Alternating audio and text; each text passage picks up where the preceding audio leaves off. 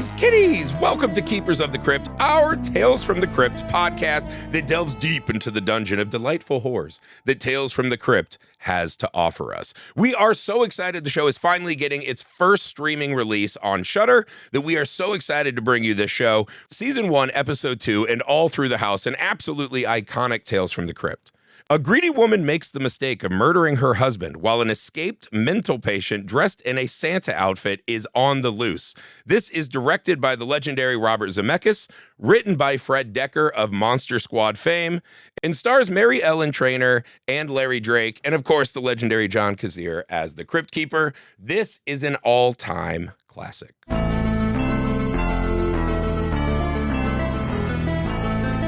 I have to say, I don't know if you'll agree. I think this is one of my all-time favorite Tales from the Crypt. And this is where I know we're going to have a debate. Because honestly, damn it, Cloud. Like I was 2 episodes in and the show's over. It's not a bad episode, but to me, it's actually one of the worst Tales from the Crypt episodes. Motherfucker. All right, well, good thing we're doing our rankings. So at the end of the episode, we will be at opposite ends of the spectrum on that one. Should we do the rankings every episode? And we just add one? The last one episode 1's better than episode 2. So there's the ranking so far. I don't agree. I knew we would. I knew we would disagree on this one. But just for the reason that you just said, there is so much talent behind this episode that it is almost disappointing. It is actually disappointing. This the is product not that came out. It's Oscar fair. This is I know. It's a one-time journey. And when you compare it to the rest of the series, visual feast. It's visually thematically fun. There are many great things about it. It's a fun house ride. And again, I'm not saying I hate this episode. Yeah. But I would give it like a B at best. How fucking dare you? This is a prime example of what is so great about Tales from the Crypt, right? It's this immediate blasphemous imagery made insanely fun. There's fucking puns flying everywhere. This is not an episode that has anything deeper or greater to say. What puns? Huh? There's very little dialogue actually. There's all kinds of these plays on words, right? Like when the husband's reading the papers, like, "Give me the fire poker." What? I said, "Give it to me." Yeah. Donk. Right. So yeah, that's maybe like one of the things. Like I know there's a certain level. It's very tongue-in-cheek funny. There's some level of hokiness that goes with Tales from the Crypt. This one just I thought like took it to another level. It starts with the Crypt Keeper and his fucking Santa mask, suit, right? Which is actually the scariest it is the Crypt pretty Keeper ever looks. It's so fucking It's like horrible. almost like a leather face Santa, Yes. which is actually, pretty terrifying. But this is what I mean, right? It's this visual feast, right? So the show starts, it's Christmas Eve. This lady kills her husband, right? Fucking bashes his brain in with a poker. The scene, so now he's in the foreground with this fucking ton hanging out, right?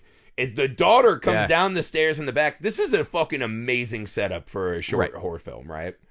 And then as she's trying to figure out how to dispose of the body, a gigantic Santa Claus has escaped the asylum. Well, he wasn't Santa. He escaped an asylum, killed a guy who had a Santa suit, which is weird enough. I thought it said he was like only killing women.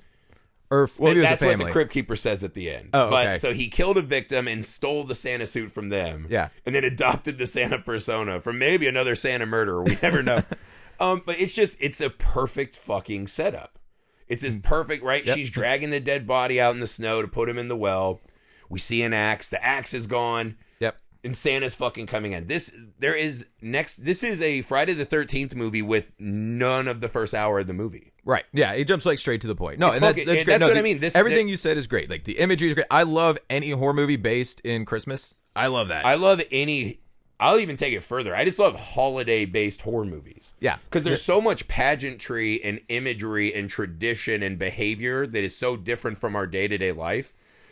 It just leads to this thought that that's when wild shit can happen to you. Right. So I also love every fucking Halloween, horror movie, fucking Thanksgiving, Christmas, whatever. If you got it, I'll watch April Fools? April Fools, that is probably... We'll talk about that someday on the show, but I think that is the biggest crock of shit horror movie. And what makes it so shitty is that we all know the fucking joke. The whole fucking movie... Neither here nor there. I'm not here to scream about... We'll get to that another day. I'm here to scream about how can you hate such a perfect, beautiful tale. I don't hate it. Giving this a B is a fucking hate. That is not a hate. That's a hate. It's an okay. I think actually Do you ever see a waterfall and be like, nice leak? That's a hate. Here were two things. Oh my One, I hated the lead actress. That was like a big part of it. Like What's her name? Mary Ellen Trainor? Something like that. Like she was actually in a lot of shit. The mom from Monster Squad? Was that the mom from Monster Squad? Yes. No shit. I know she was like in Lethal Weapon. And... Yeah, she's a great actress. She got a lot of jobs. But like her screaming in this is just obnoxious. It's not terrifying. It's like fucking grating. I'm like, shut up when she's. This is a especially classic at the end. Over the top fucking acting battle. And I get that. I hate it. I just hate She's that not trying part. to be fucking Meryl Streep in this episode, you know what I mean? But that doesn't exist. I don't think she's not like, what is the roots of Santa? I don't get it. And she's trapped in the closet. She's trying to fucking battle this guy. But the rest of the series doesn't have it. It just I hate anything that is. The rest of the series definitely has it. I don't know. Nothing like really like stood in my mind. Like having watched. We're the whole about series. to watch all of them. I know again. we're watching again. I'll be more self-aware of it, but but nothing like stood out. Like the end of this episode, like how fucking grating it was. It was like nails on a fucking chalkboard. Like I hated her performance at the very end. My God, I hated it. And that moment is as money as this series ever gets. Nope, I highly disagree with that. There's the so many better is moments. That they're supposed to be rich, but everything in their house is broken. That was something that made me laugh because they're rich. They don't fix their own house, so that's actually perfect. Well, so she runs upstairs, right? Because she opens a window for her daughter in the dead of winter. Terrible idea, bad parenting. It was hot in the house. She had to cool it down. You don't open to a fucking winter storm, anyways. Because that's how you get pneumonia. Well, that's apparently what you did in the 90s. You're a doctor. You should know better than this. They didn't. This is 30 years ago. These are primitive people back then. They're not fucking pilgrims. They're primitives, right? Like you're like a fucking spaceman, though. Anywho, she's stuck in the closet. That moment when Santa peers in through the glass and they just lock eyes and he fucking smiles. He's on his way. Going. That's perfect. She runs upstairs. The daughter's not there. Mommy, Santa's here and I let him in. And when she drags him out. I love that. And the reason for that long scream is to make us fucking sit in the inevitability of that story, which is amazing. Because not only is it a family murder story, but it's that a fucking murderer is about to get murdered, and she fucking axed her husband's corpse to try to fucking make it look like Maniac Santa did it. So again, it's this great double layering. I did think it was really funny, right? Because Tales from the Crypt I always took as really hardcore when I was a kid, and I think this is a pretty hardcore short. I forgot that they pussed out at the end. How do they? Oh, like they just don't show anything? No, the Crypt Keeper specifically says, "Don't worry about the kid." Oh, that's right. They say we didn't kill the kid. I forgot about that. He prefers his women older. Yeah. In pieces or whatever. And I was like, they knew that the reaction we did not, because we watched that scene of her holding that maniac's fucking hand when he says naughty or nice. We're all like, she's fucking getting killed. Right. Like that little girl's gonna get killed or worse. That was kind of a line. And the Crypt Keeper specifically is like, nope. Right? Like they could have just left it up to our imagination. We could have assumed the cops came in and wasted him and saved her. The Crypt Keeper's like, please come back for episode 3. We did not fucking murder that sweet little girl whose mom was already a piece of shit murderer. Yeah, that was a line that wasn't crossed very often. Yeah. It still isn't, but maybe a little more often now, but like back then. I'm not a huge fan of putting a dead child on the scoreboard. I agree. It's the fact that it's an innocent child who thinks it's Santa and you leave it open, I thought was fine. I thought the taking that away was kind of weak. Yeah, so it may have been true to it that he didn't kill the little girl, like, because this is... Sure, we know nothing about him. We know literally nothing about him. And this is a recreation of, like, the 1972 Tales from the Crypt. Mm-hmm. And in that one, Santa, like, it's pretty evident Santa's not going to kill the kid. Like, he just lunges at her. Once a guy starts axe murdering people, we can't take anything as a given fact. Maybe. Right? It seemed a little more implied that the kid was How many degrees of Kevin Bacon is it from I'm going to put an axe in mom's face to the little thing that looks like mom's face? Oh, no. I can definitely get why audiences watching this episode... Axe murdering, it can go any way. It could be the dog, it could be the cat, it could be grandma, whoever. You know what I mean? So... But you're right. It is funny that they probably shoehorned in that they fucking go for it in this episode, man. Yeah. This is a scary fucking episode. It's just a straight up home invasion, death of the American family slasher film, right? Yeah. This woman just fucking kills her husband so she can fucking call this guy and say, we got the money. Mm-hmm. We don't know what she's gonna do with her daughter. Because here's the thing: if you kill your fucking husband, right, who's a stepdad. So we don't even know if he's the first that she's done this to. If you're about to go on a we're rich fuckcation, Does that work if you're taking your fucking child with I don't you? know if she thought it that far through, but she clearly didn't want her daughter to die. She did. I'm just saying she did not. She did seem like she wanted to save her daughter. Probably right when she's like in the closet, she's Yeah. like trying to break out like to save her daughter. So she didn't want her kid to die. That's a good point. I don't think. But maybe I just read everything extra nefarious because I was like, this bitch. So that closet scene was another maybe thing that rubbed me a little bit the wrong way. Like one of the bad guys in this story repeatedly is fucking doors. How many doors closed on her and trapped her? She is like fucking 3 times, rich. literally 3 times. The rich wait for all of us to fix their shit, and when we're not there, and when the rich eat the rich, that's what happens. So she gets locked out of her house twice. She tried to put the thing in the door. Yeah, she was pretty occupied, and then that didn't work. But I'm just saying, like, there's a lot of use of the door trapping her. Right, but that also sets sets up a fun thing because, right, she has the locked door. She can't get in. Once she locks it and she, like, fucking slices his arm like she's safe. And she goes to make that phone call and the fucking tire swing that comes was a great blasting scene. through. Yeah. That's what I mean. So you're like, doors keep her in. Doors are these prison. And then all of a sudden it's just fucking exploding everywhere.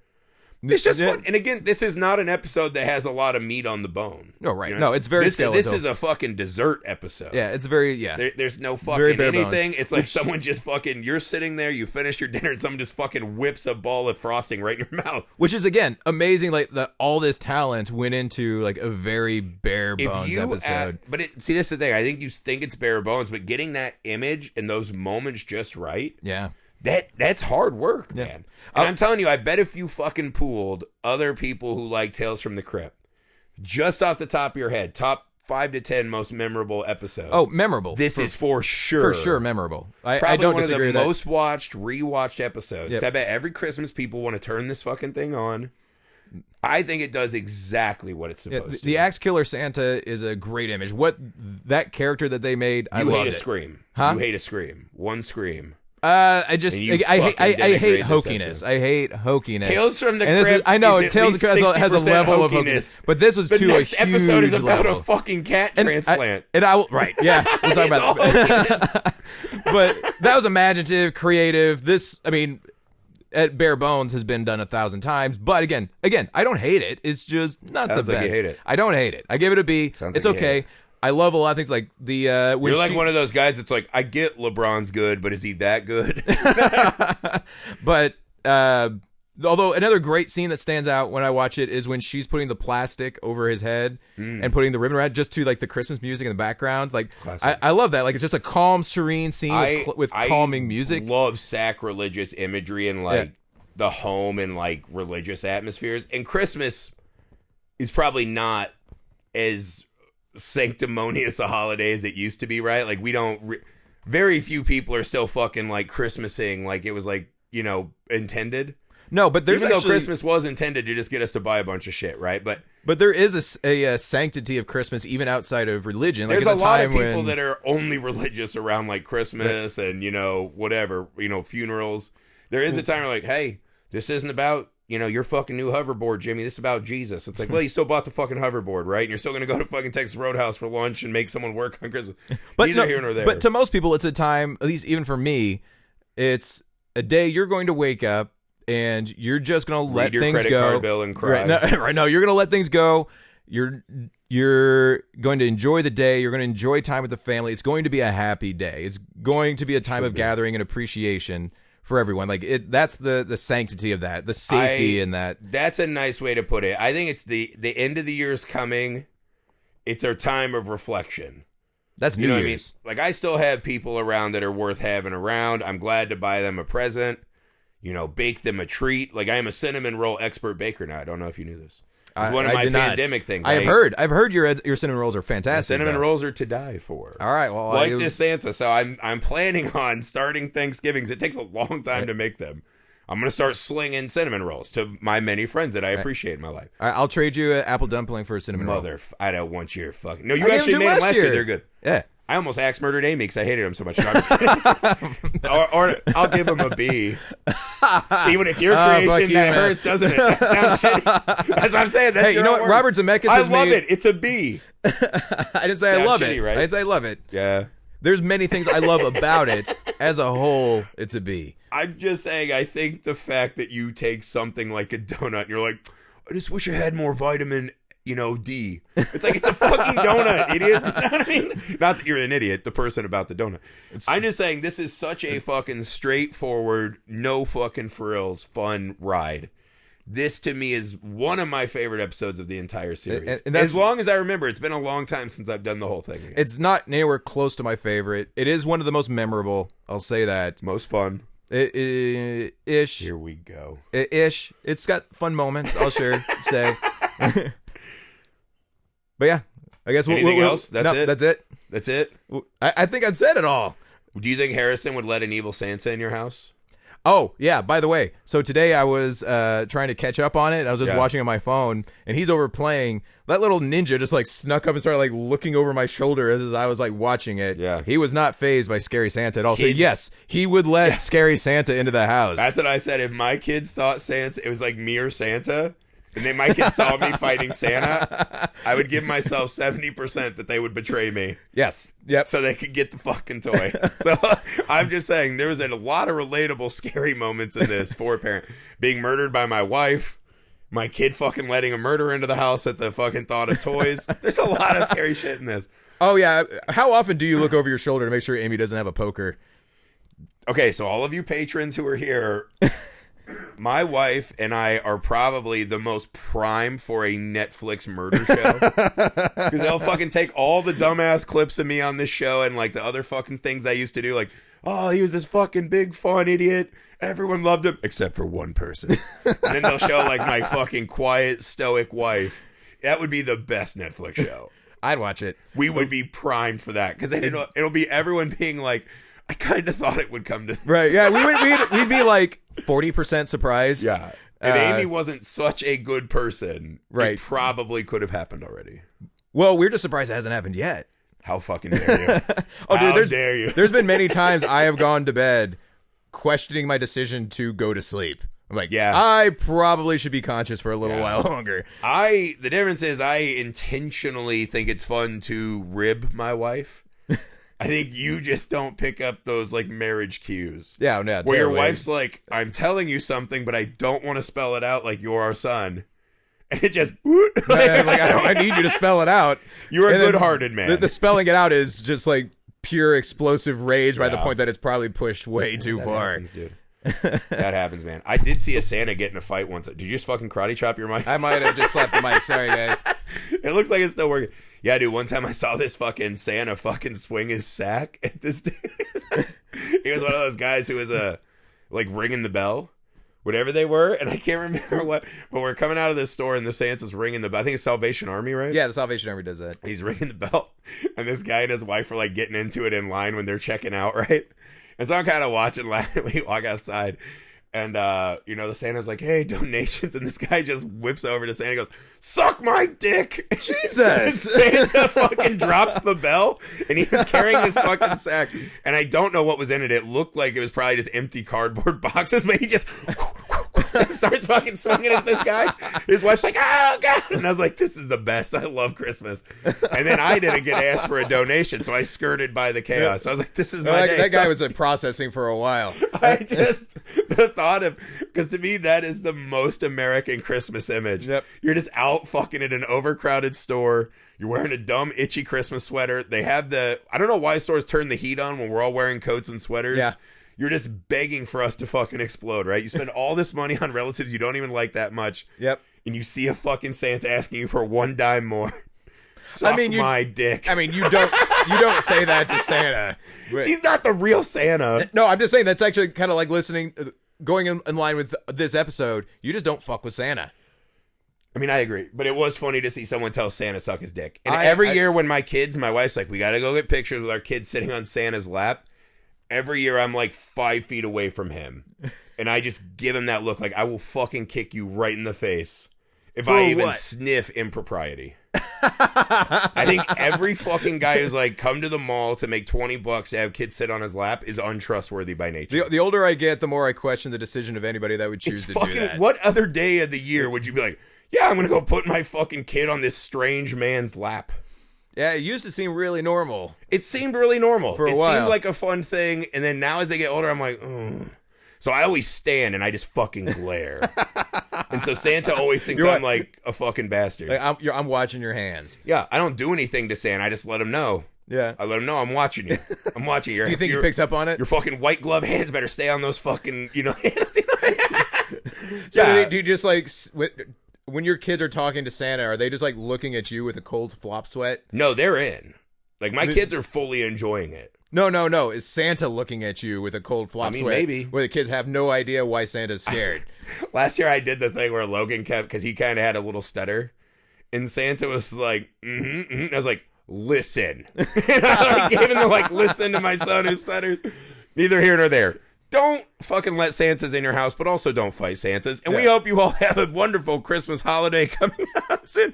I don't know. This will be out before Christmas, so Merry Christmas to all of our friends. Happy holidays, of course. A little mini Christmas special for everybody. Yeah, thank you guys for joining us on this Tales from the Crypt episode. I'm sorry that Cloud ruined it with his fucking B rating of one of the greatest episodes of television probably in the history. Never mind, I'm just kidding. If anybody agrees with me, please write in. Just don't. Leave that right. If you want to tell us how good I did, write in. If there's something we can do to make the show better, like Cloud's rating system being more spot on, let us know. More than anything, guys, thank you for being with us. Thank you for supporting the show. We hope you guys are having a good time with this mini-series. Much more to come. So we will see you next time with episode 3, Cat Guy. No, it's Cat Guy. It actually has an incredible episode. It's called Dig That Cat, He's Real Gone, which might be one of the greatest episodes of television ever. I did really enjoy this one, so I'm excited to talk to you about it. So yeah, next week, Cat Guy. Bye!